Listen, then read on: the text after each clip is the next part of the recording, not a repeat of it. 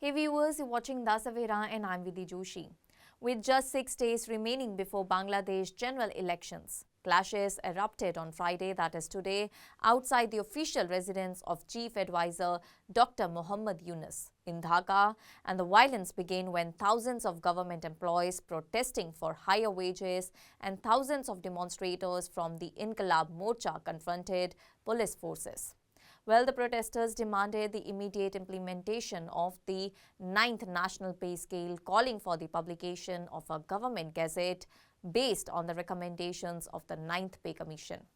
According to the reports, the demonstrators gathered at Shahid Minar in the morning and marched towards Jamuna, the chief advisor's residence, and visuals shared on social media showed massive crowds and a heavy police presence.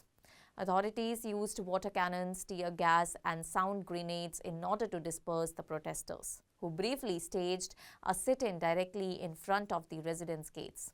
Several dozen protesters were injured during the clashes as 6 platoons of the border guard Bangladesh were deployed to reinforce security in the surrounding areas, including the Kakrail Mosque and the Hotel Intercontinental Crossing.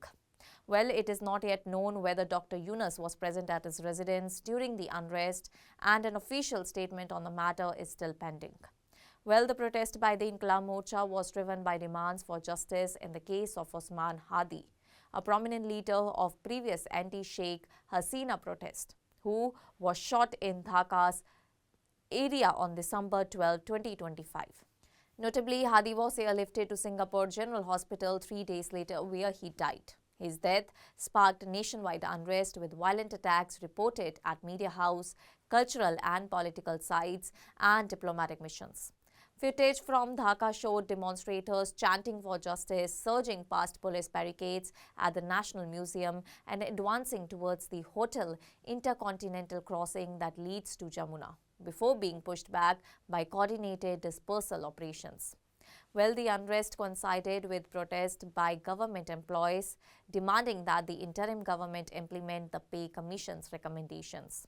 Protesters highlighted the severe cost of living crisis gripping the nation, chanting slogans such as, "There is no rice in the stomach. What development is there in the mouth?"